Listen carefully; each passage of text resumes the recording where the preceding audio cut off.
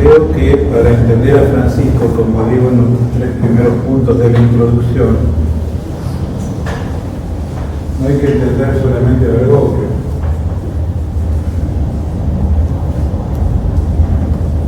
Francisco es Bergoglio y Bergoglio es Francisco.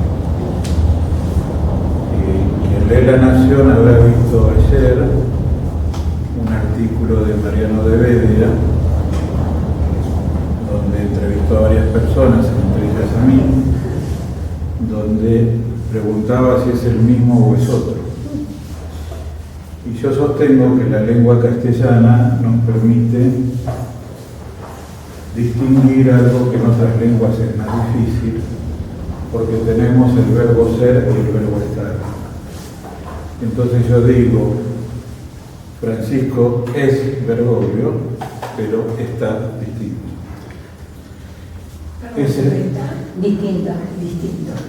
Es el mismo, pero está distinto. En este sentido, él como Papa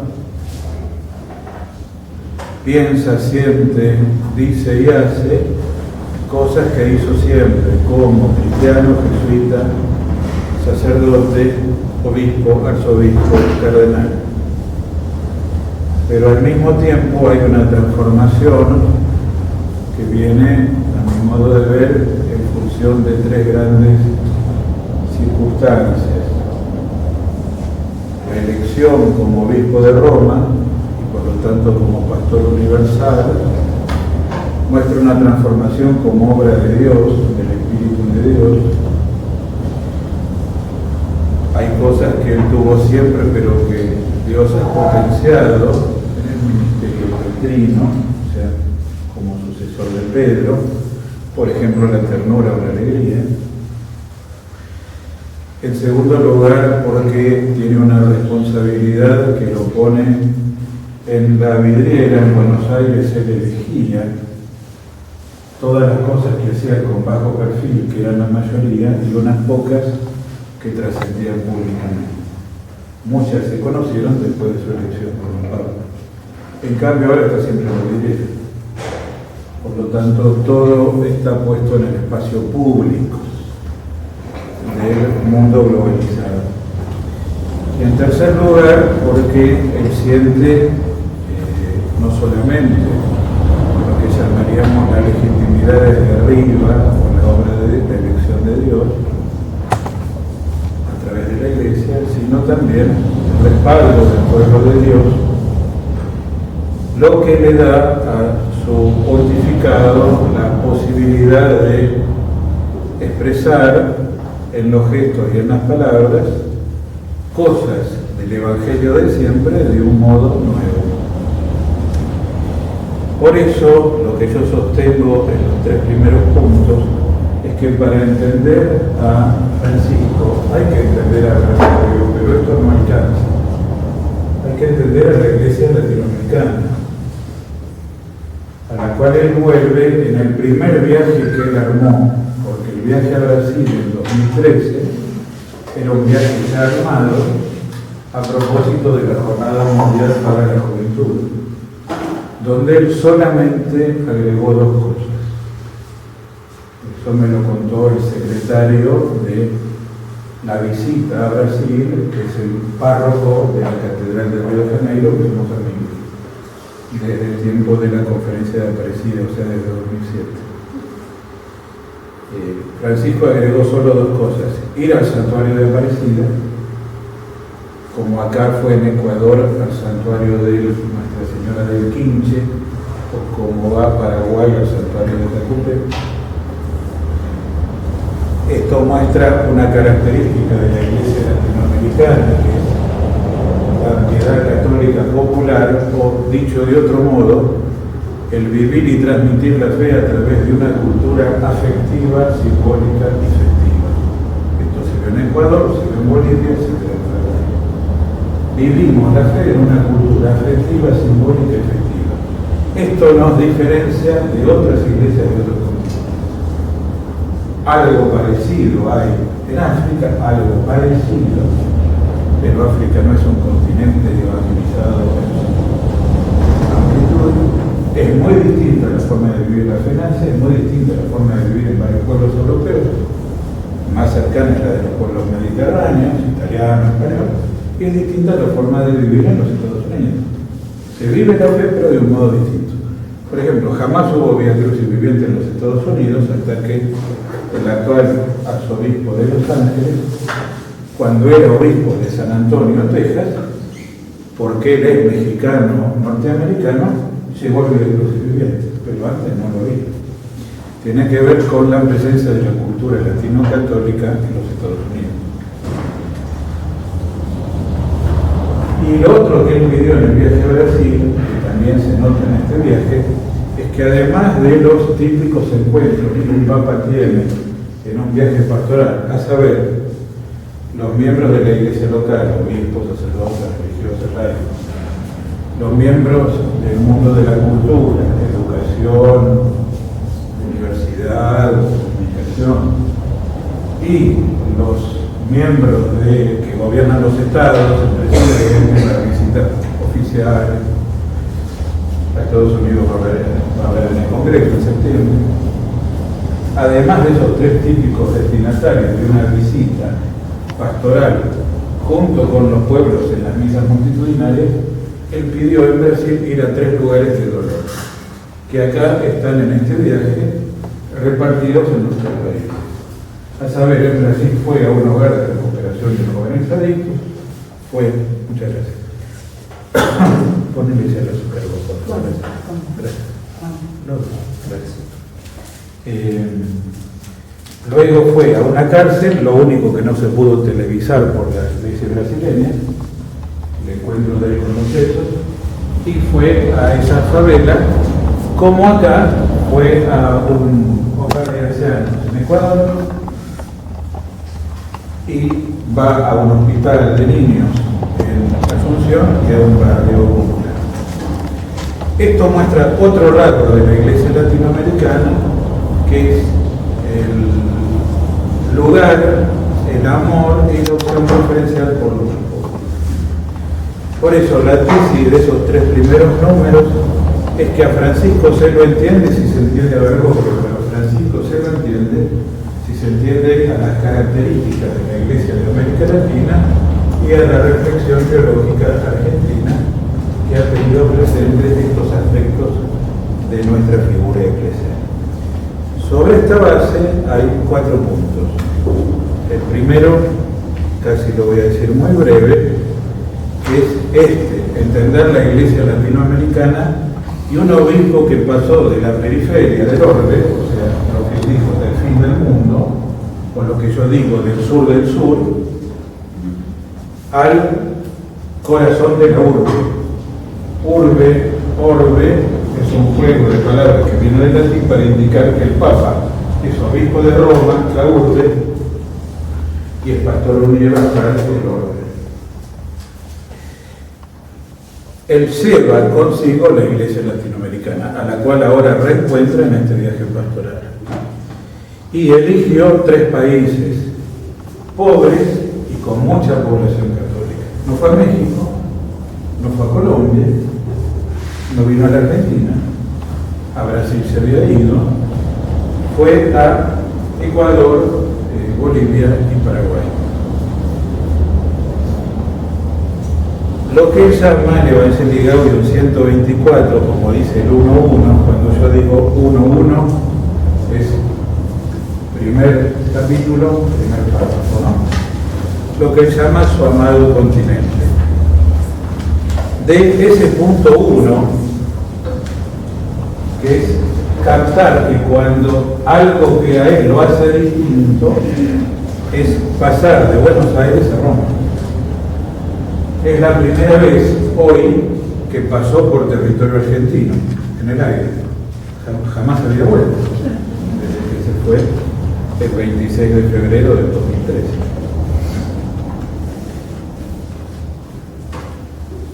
Dentro de los rasgos que hacen a la Iglesia de América Latina, que él tiene en sí, yo simplemente destaco de los que tienen ahí en el punto 1, que son 10, el 3, el 6,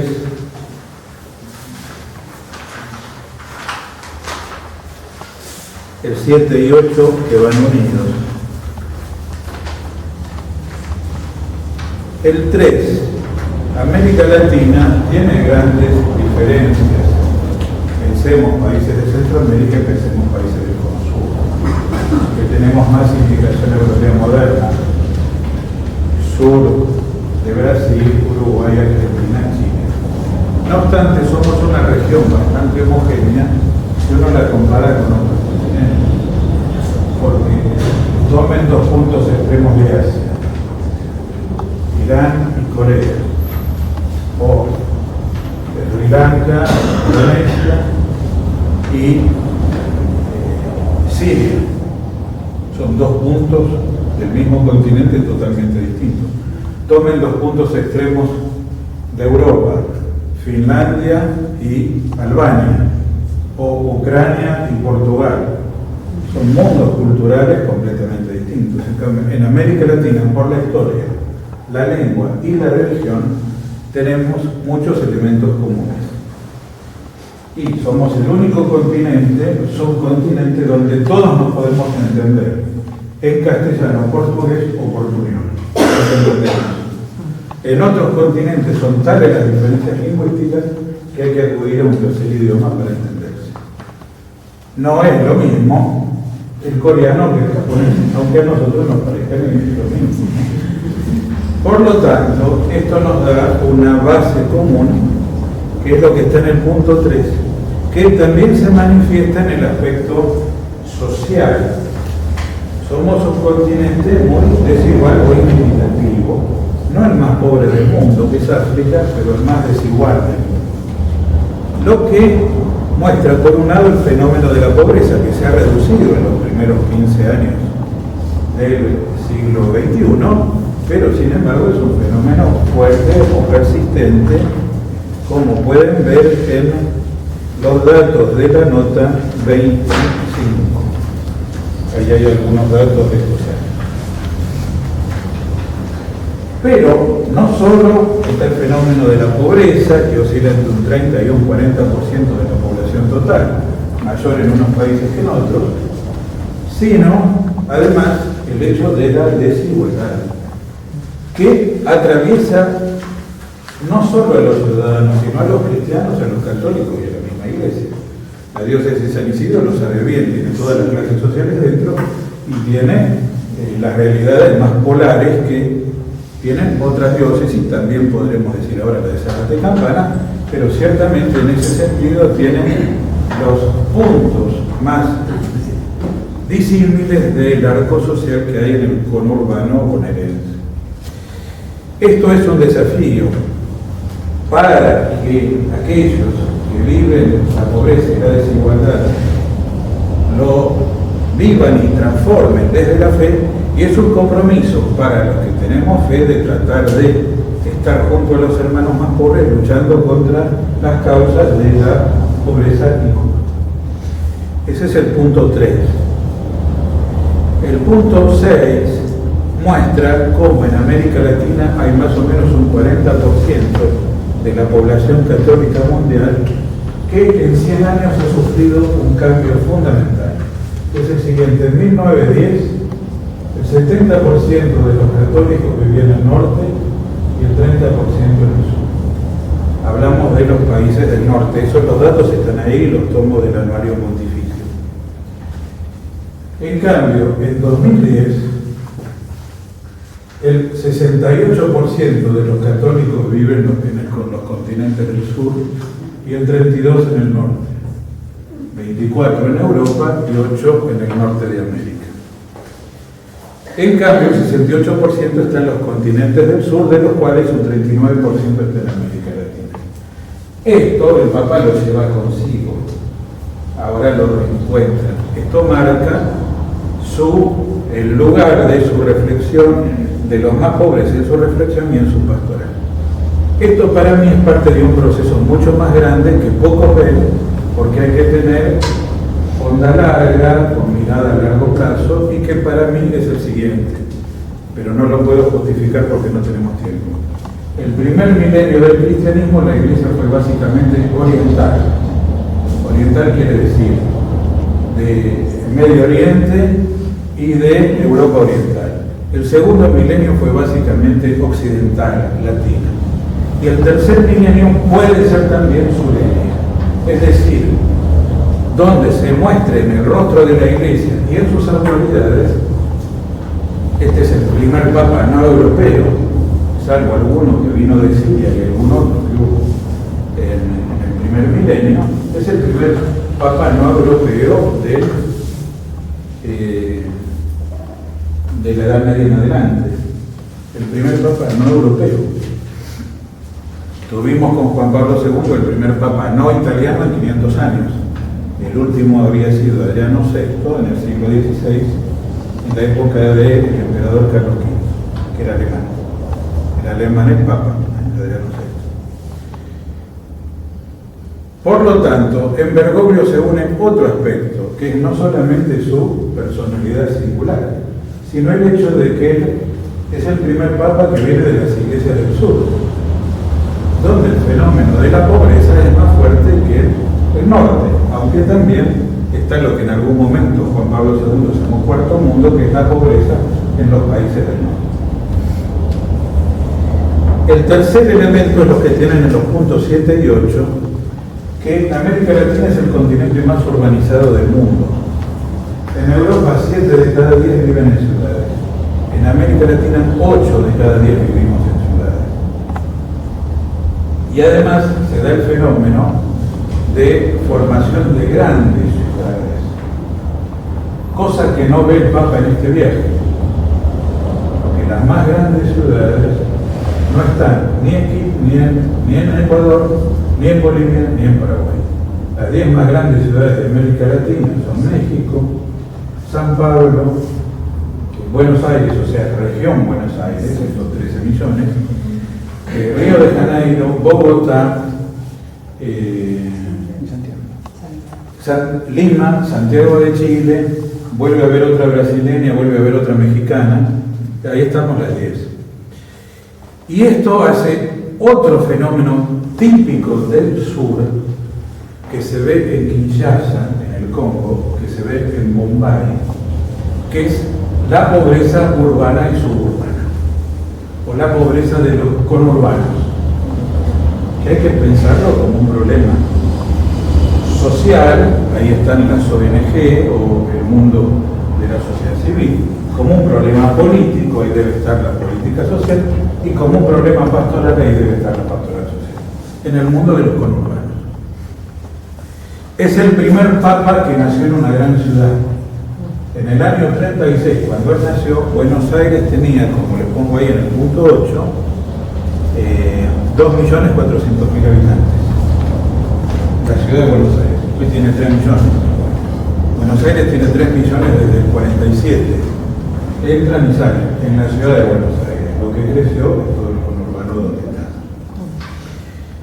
Somos 11 diócesis en la región Buenos Aires, y él es un papa porteño y urbano, y además que ha visto la pobreza urbana y suburbana. Es conocida su animación de la labor pastoral en los barrios más pobres de Buenos Aires. Bien, todos estos elementos se catalizan en su ministerio pastoral, donde desde jesuita, y ya desde su primera formación como jesuita, en el noviciado que hizo en Córdoba, y en el juniorado que hizo en Santiago de Chile, trabajó en barrios populares, como luego lo que hizo como directivo de la Compañía de Jesús en Argentina y como párroco. Es el primer papa párroco del siglo XX. Los otros papas no fueron párrocos. Él fue párroco en la parroquia San José de San Miguel, ligada al Colegio Máximo, que él mismo creó, la parroquia Patriarca San José, donde hizo un montón de capillas para los barrios de San Miguel, del Gran San Miguel, y como saben es el bien. Por lo tanto, esto muestra la relación entre experiencia, ministerio y reflexión. ¿Cuál es la reflexión? Bien, son los puntos 2, 3 y 4. En la exhortación Evangelii Gaudium. La exhortación es una exhortación pastoral y misionera donde él quiere de la iglesia, no voy a repetir lo que todos sabemos, una nueva salida misionera, una conversión misionera, una reforma misionera. Todo eso está cifrado en dos frases del número 2 de la iglesia, que nos debe comprometer a todos. Hablamos ahora de laicos y de laicas y de organizaciones laicales. Yo tomo 4 puntos. Uno es la mística de esta gran reforma misionera de la Iglesia San Cultura, que es recibir, vivir y transmitir la alegría del Evangelio. Por eso se llama Evangelii Gaudium. Y ahí se unen dos palabras que están en dos exhortaciones de Pablo VI, a quien Francisco admira y venera, y lo hizo beato, que es la Evangelii Gaudium, el anuncio del Evangelio, y la Gaudete in Domino, alegres en el Señor. Son dos exhortaciones de Pablo VI del año 1975. En Evangelii Gaudium se unen las dos palabras latinas, alegría, Gaudium, y Evangelio, del Evangelio, alegría del Evangelio. Se unen dos palabras que estaban en los títulos de dos documentos de Pablo VI. La frase que más repite Francisco y que más repetía Bergoglio, y que me acuerdo que en Aparecida, yo fui perito en Aparecida y colaboré en la redacción del documento que él presidía, la frase más repetida de Pablo VI sobre la alegría es la que tienen en el 1.2, en la página 4, la dulce y confortadora alegría del Evangelio. Dice que todos tenemos que vivir la dulce y confortadora alegría del Evangelio. De evangelizar a través del testimonio, de la palabra y del servicio. Una organización como Amén, como tantas otras, lo vive sobre todo en el servicio. Eso por lo que hace a la espiritualidad de una conversión misionera marcada por la alegría. Dar testimonio del Evangelio con alegría es dar testimonio del Evangelio del Dios que es amor, o bien del Dios que es rico en misericordia. Por eso el segundo punto es la misericordia de Dios, el núcleo del Evangelio. Dios es amor es una frase única en la historia de la cultura y de la religión, de las religiones. No está en ningún otro documento religioso de toda la historia cultural de la humanidad. Está solo en la primera carta de San Juan 2 veces. Primera Juan 4, 8 y 16. Dios es amor. Esto muestra la esencia de Dios como amor. Dios es amor misericordioso, Dios es misericordia, Dios es amor tierno. Por eso ustedes recuerden que cuando Bergoglio era arzobispo de Buenos Aires en Navidad, aparecía con el nene en brazos, o sea, el niño Jesús, y decía Dios es ternura, ¿no? Por televisión, por radio. Dios es ternura en el niño Jesús, Dios es ternura en el Señor crucificado, en el Cristo presente a través del amor de la Iglesia. Por eso ha creado el Año Santo de la Misericordia, que empezará el 8 de diciembre y durará todo el año que viene. Y en ese marco habrá que leer las decisiones que tome, no sé cuáles serán, en orden a la pastoral del patrimonio familiar, en el marco del Año Santo de la Misericordia. Todo lo que hace lo hace porque lo piensa y lo siente, porque ha pasado por la oración y por el discernimiento orante ante Dios. Acá destaco solamente de este punto 2, el punto 2.2 y 2.3 que lo asemejan a Juan 23 y el punto 2.4 que habla de la revolución de la ternura. Hay una gran semejanza entre Juan 23, el Papa Bueno, y Francisco, el Papa de la ternura. Juan 23 era el Papa de la caricia. La primera salida que hizo Juan 23 fue a la cárcel de Roma, Regina Coeli. La primera salida que hizo Francisco después de ver a la Virgen en San Juan de Letrán fue el Jueves Santo a la cárcel de Mármol, una cárcel de menores.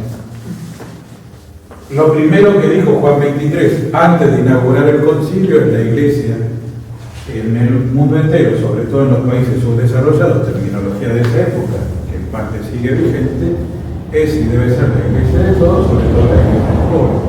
La primera declaración que hace Francisco en su encuentro con la prensa es que es una iglesia pobre y para los pobres.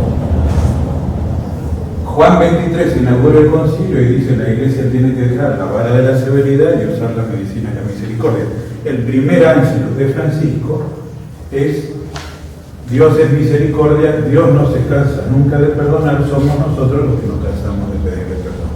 Estas son semejanzas en orden a lo que es anunciar el Evangelio de la misericordia, con palabras y con hechos. Cuando va a Lampedusa, está poniendo un gesto de misericordia que llama la atención de Europa y del mundo entero. Cuando tanta gente que sale del norte de África, sobre todo algunos viajes, tratando de emprender un viaje de esperanza, se encuentra con una travesía de la muerte que la deja en el fondo del mar. Y él ahí celebra la misa con ornamentos violetas, mostrando que está haciendo una celebración penitencial, interpelando la conciencia de todos ante el drama de los refugiados y desplazados. ¿Eso soluciona el problema estructural de las migraciones en el mundo? No, pero Jesús curó a todos los enfermos de su tierra y de su época, tampoco, curó a algunos, como signo de que el reino de Dios llegaba a través de él. Por lo tanto, los gestos evangelizadores de la Iglesia, o de ustedes, en esta asociación o en cualquier otra, no transforman estructuralmente la realidad. La transformación estructural de la realidad compete a muchos actores del mundo secular, digamos, civil o político, y también del mundo pastoral. Pero uno está evangelizando, haciendo acciones transformadoras, pone signos del reino de Dios, indica la dirección, hacia dónde debe ir el mundo. 1 de cada 7 personas en el mundo no vive donde nació. Y la minoría es porque se trasladó por trabajo o por turismo. Como los alemanes que trabajan de lunes a jueves en Alemania y viernes, sábado y domingo viven en Mallorca. De esos hay algunos, sí. No viven donde nacieron. Pero el gran drama en el mundo no es ese. Son los que son desplazados o migrantes buscando condiciones de vida o trabajo más dignas para sí o al menos para su familia. Esto por lo que hace a evangelizar con hechos y palabras, cosa que debe comprometer a todo cristiano y a toda comunidad cristiana. También a toda asociación civil, como cuál es la figura jurídica. Una fundación. Fundación de inspiración cristiana. El último punto de esto es el nombre Francisco, que es un programa. Esto lo tienen en el 2.7, que podemos hacer que alguien lo lea, porque ya se une a la Laudato Si. Más pobres, fraternidad universal por la paz y alabanza y cuidado de la creación. Estos 3 temas vuelven en Laudato Si. Entonces ahí hago la inserción. Se llama Laudato Si porque las primeras palabras del canto de la criatura son: alabado sea mi Señor. Pero ¿en qué siglo vivió San Francisco? En el 13, ¿no?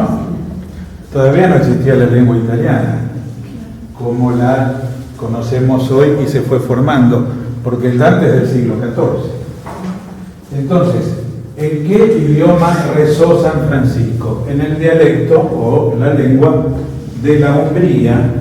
Así se está en la Umbría, en el umbro, que no es el italiano actual, tampoco es el latín clásico. Eso es Laudato Si, está en la lengua en que Francisco compuso el canto de las criaturas. Alabado sea el Señor. Y el Papa asume claramente la inspiración de Francisco en su reciente encíclica, por eso acá hago la inserción.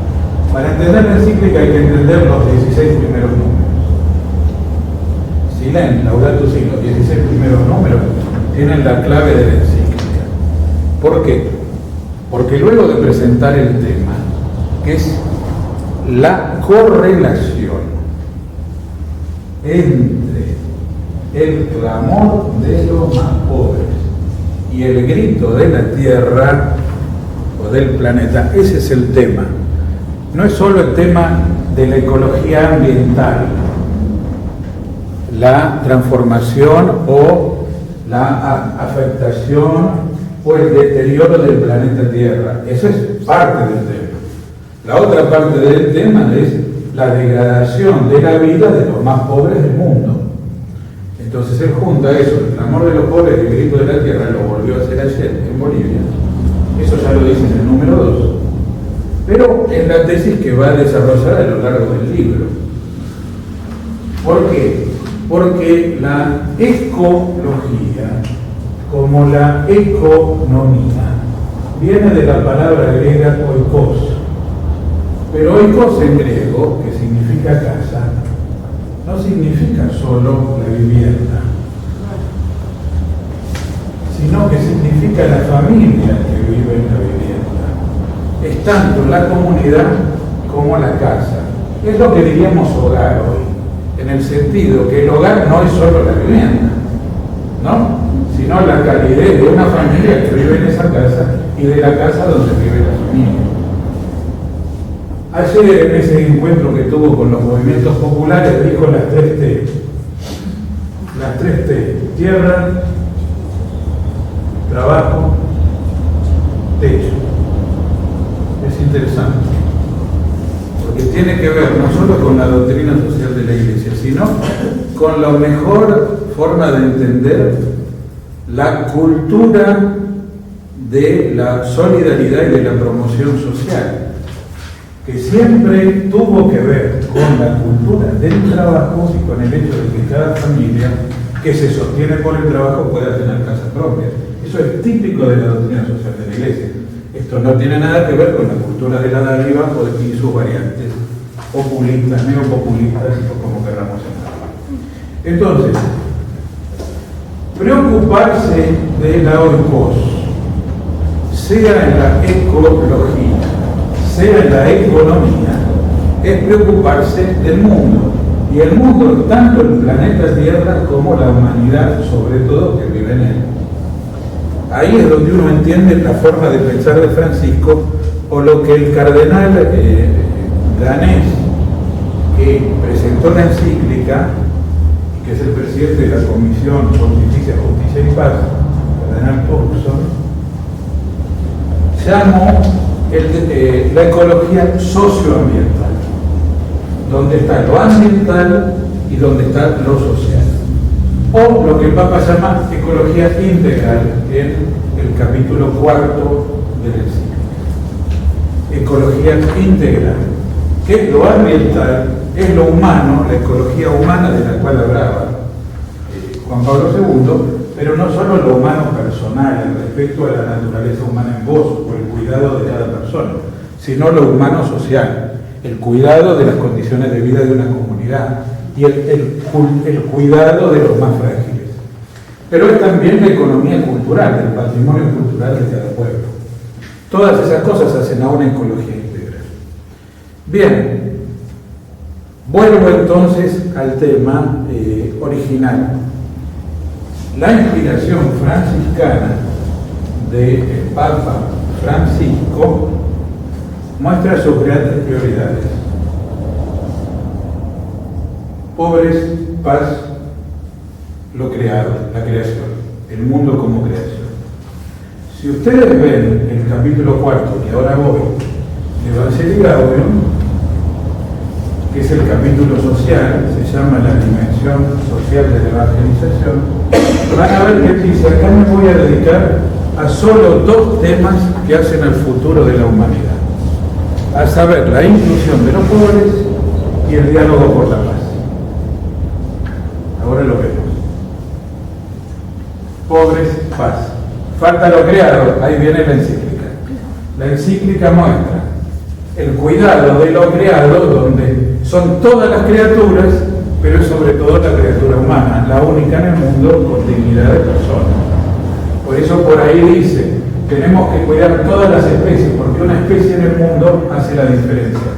Pero sería contradictorio cuidar la supervivencia de una pequeña especie animal en el fondo del agua o en un coral del Caribe, si al mismo tiempo no cuido la vida frágil de un niño en el seno de la madre. O sea, esa es la coherencia del pensamiento papal, que lo van a encontrar en el ciclo.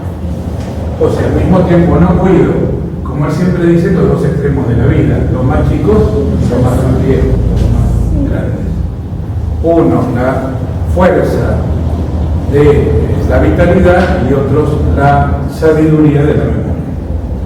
Bien, esto es la propuesta de una ecología integral. Como ven, está en el corazón de su pensamiento y su pastoral. Esto vuelve a ser. ¿Cuáles son los números para entender claramente la encíclica? El 1 y el 2, el 15 y el 10. ¿Sí? ¿Lo ven? El último párrafo. Acá, la última oración del primer párrafo. Tres preguntas en esto. Francisco supone el magisterio anterior acerca del desarrollo de la economía y de la empresa, pero pone el acento en una forma en que ha adquirido el desarrollo de la economía en los últimos 25 años, que Juan Pablo II ya llamó capitalismo salvaje y hoy podemos llamar capitalismo deshumanizado y globalizado. Pone el acento en eso, porque cualquier estadística muestra que en el mundo, si bien hay menos gente que sufre la pobreza indigna, el mundo ha crecido, al mismo tiempo, en 50 años, al mismo tiempo se han mantenido y aumentado la desigualdad entre los pocos que tienen muchísimo y los que tienen poco. Entonces, primera cuestión. Segunda cuestión,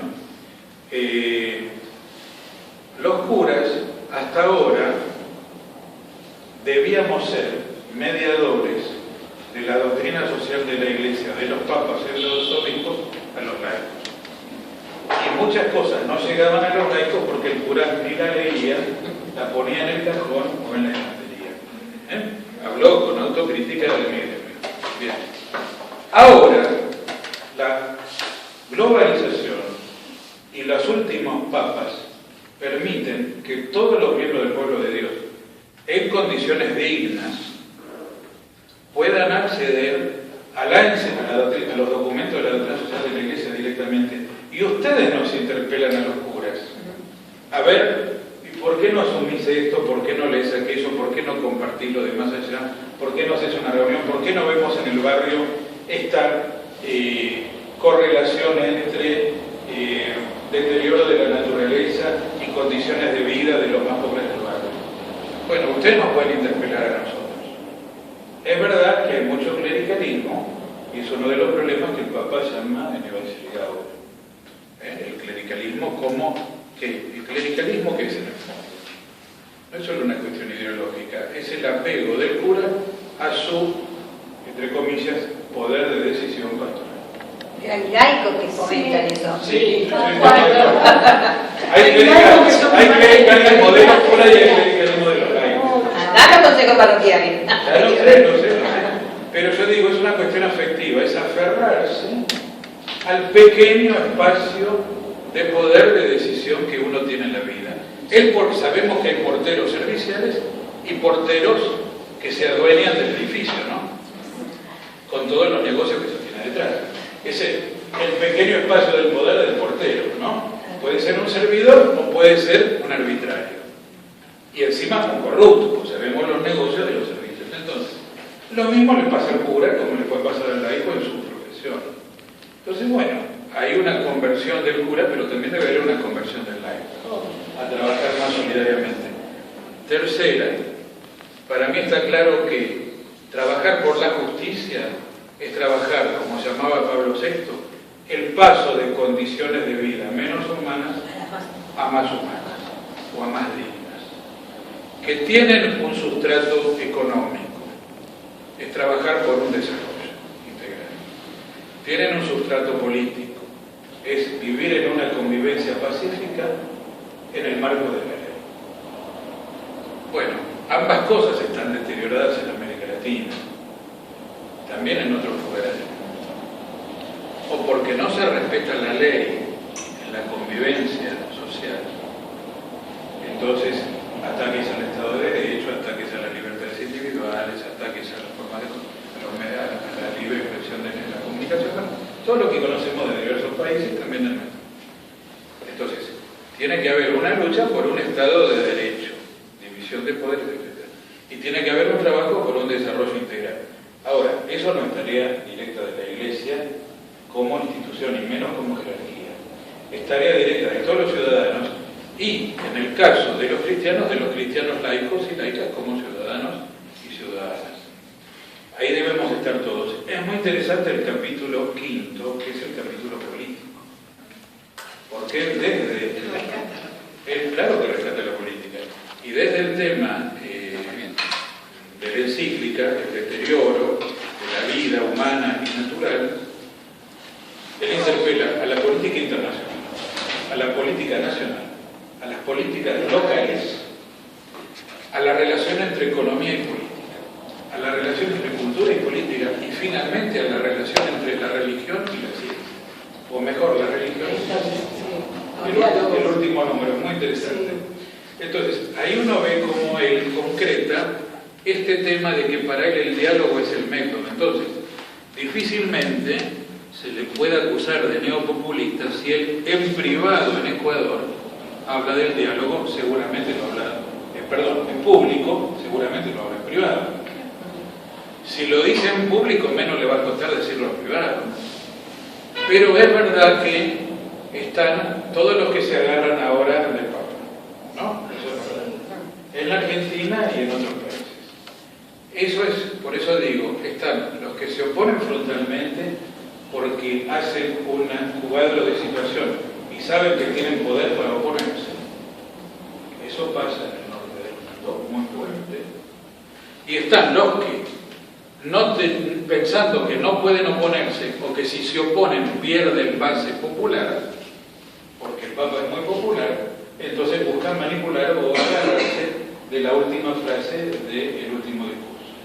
Bueno, eso pasa, está pasando, ¿no? Es verdad. Ahora, ahí es muy difícil ver que no le podemos dictar a nosotros qué es lo que tiene que hacer.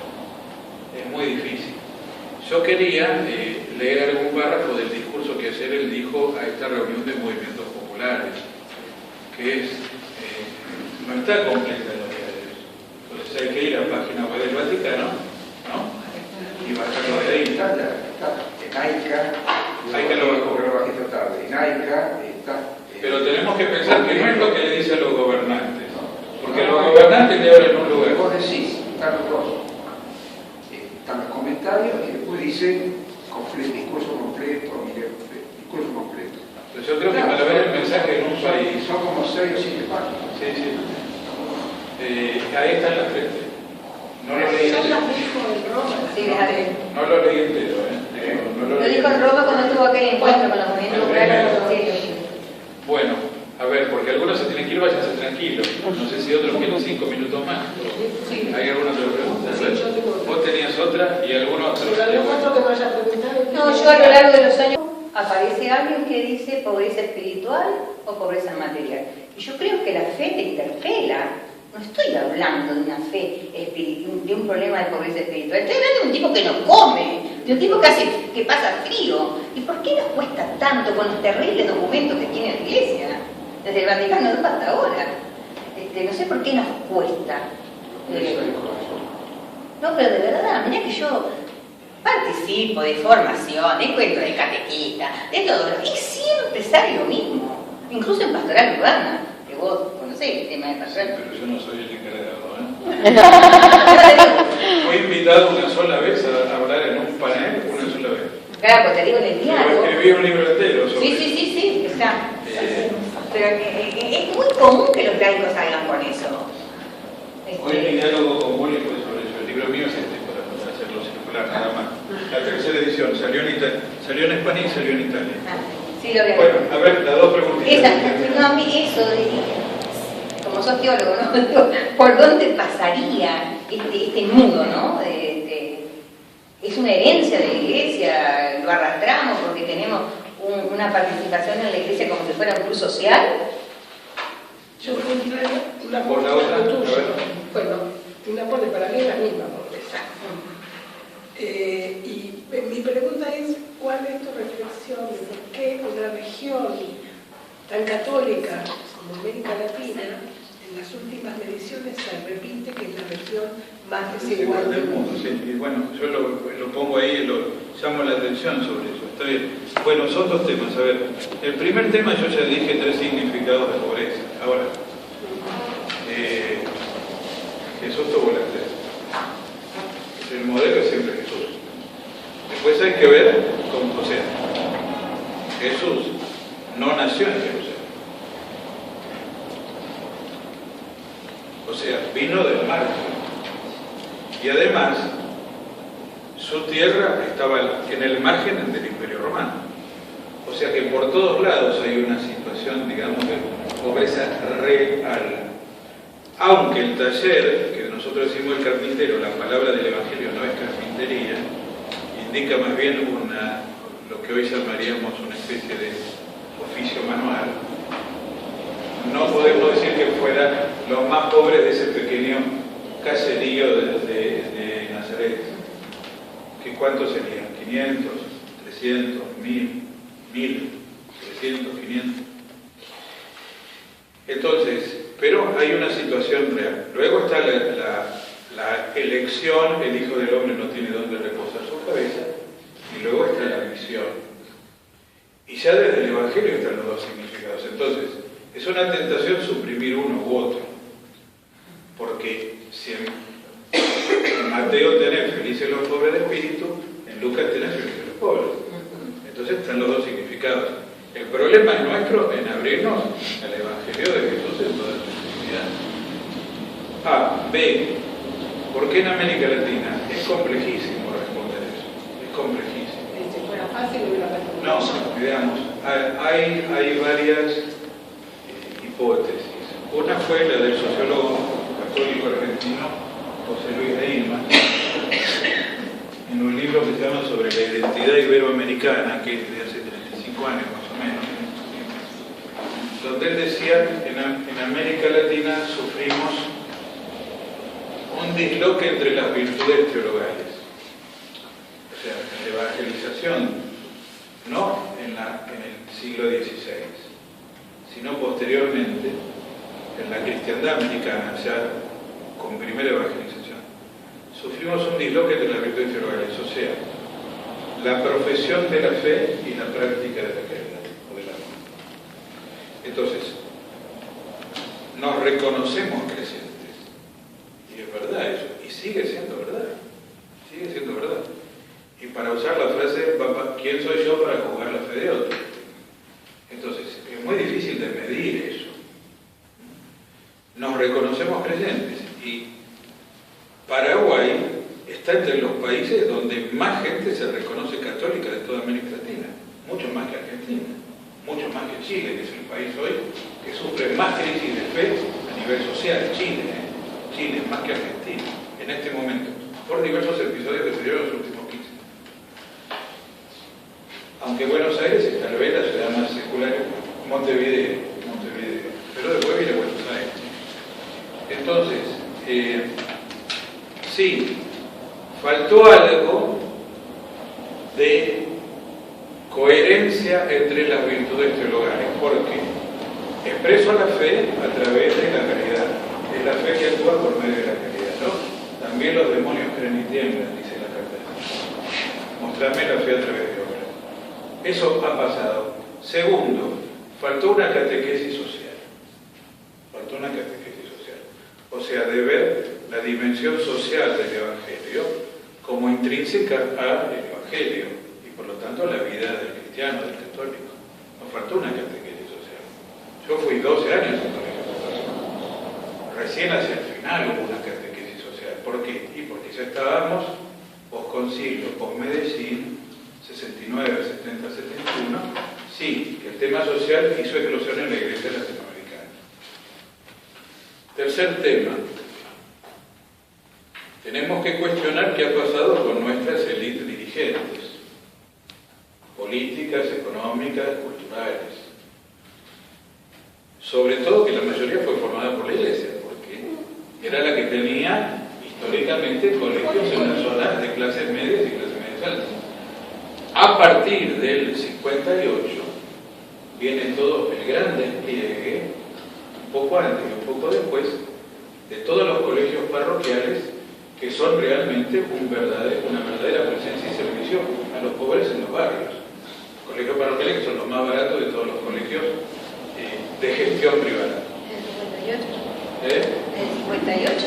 Y más o menos, o sea, porque a partir de ahí, o sea, ahí se desarrolló, digo desde Frondizi, se desarrolló la escuela privada, que sobre todo fue escuela católica.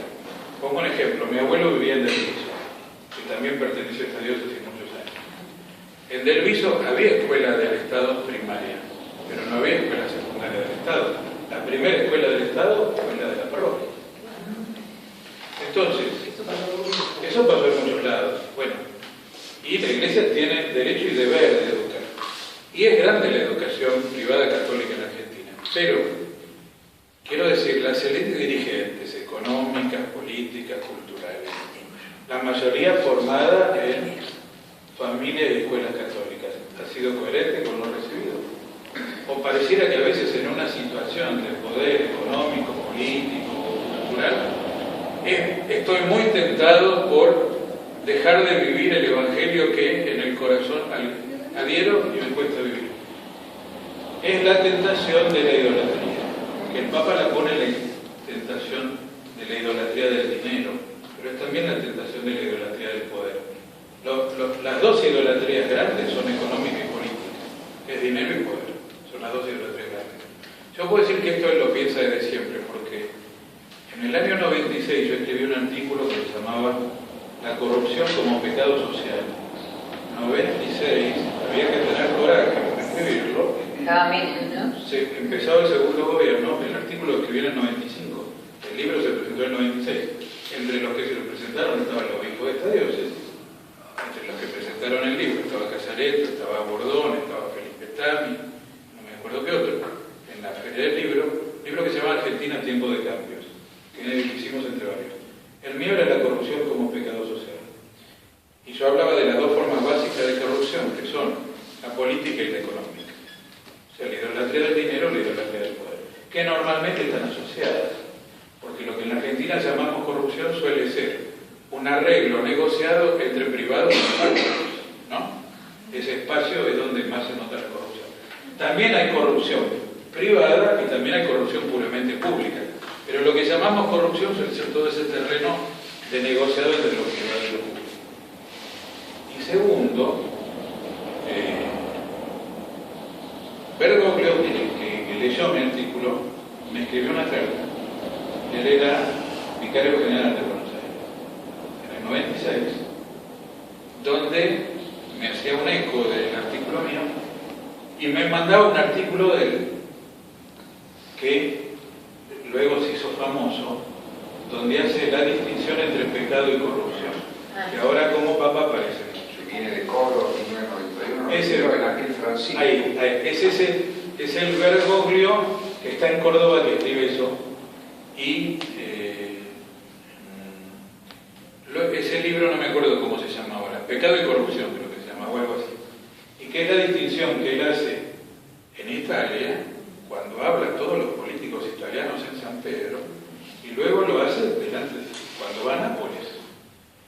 O sea, una cosa es ser pecador en el sentido que cometemos pecados de los cuales debemos arrepentirnos, y otra cosa es endurecernos en un estado de pecado que lesiona a los otros y ofende a Dios, y que genera lo que llamamos corrupción, como una especie de contumacia o adhesión o congelamiento de una situación de pecado, ¿no?